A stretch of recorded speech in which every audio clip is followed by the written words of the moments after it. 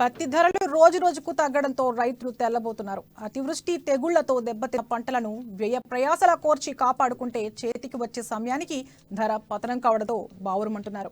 ఒకవైపు ప్రతికూల వాతావరణం కారణంగా దిగుబడులు పడిపోయాయి. మరోవైపు మార్కెట్లో పత్తి ధర రోజు రోజుకు తగ్గిపోతుంది.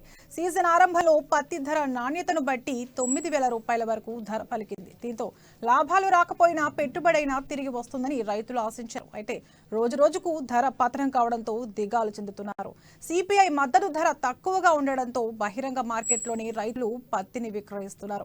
ఆదిలాబాద్ జిల్లా వ్యాప్తంగా ఇప్పటి వరకు 1,29,506 క్వింటాళ్లు కొనుగోలు చేసినట్టుగా అధికారులు చెబుతున్నారు. గతేడాదితో పోల్చుకుంటే చాలా తక్కువే.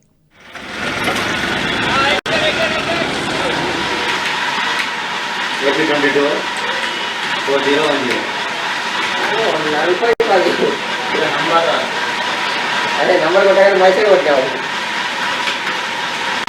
తప్పు చేసుకుంటారు.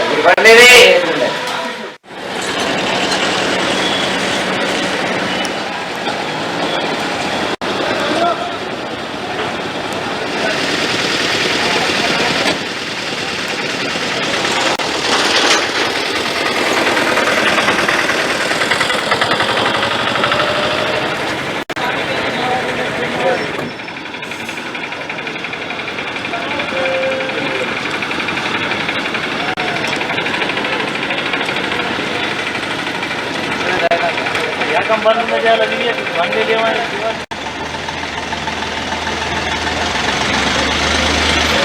ए बाबा रामेरा हां एक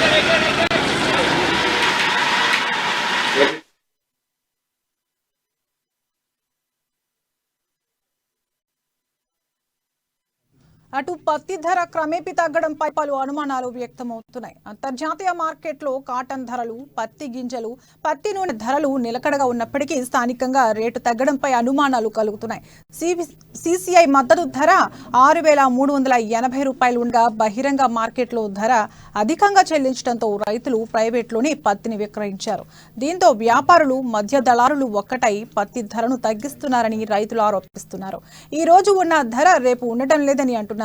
పెరిగిన ఖర్చులతో క్వింటాలకు 12,000 రూపాయలు చెల్లిస్తేనే తమకు గిట్టుబాటు ధర అవుతుందని, లేదంటే భారీగా నష్టపోక తప్పదని వారు ఆవేదన వ్యక్తం చేస్తున్నారు.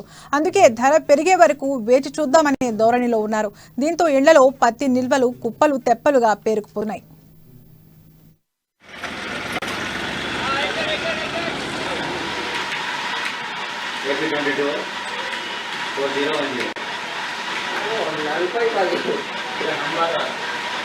అదే నంబర్ కొట్టగానే మైసూర్ కొట్టాము. తప్పు చేసుకుంటారు.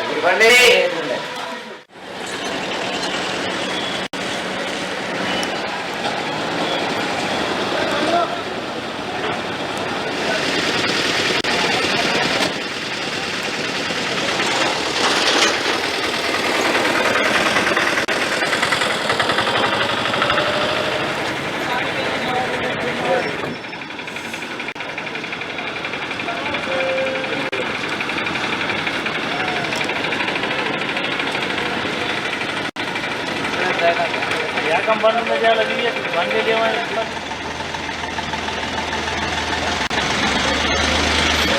ए बाबा रामेरा हां एक 22 40 40 नंबर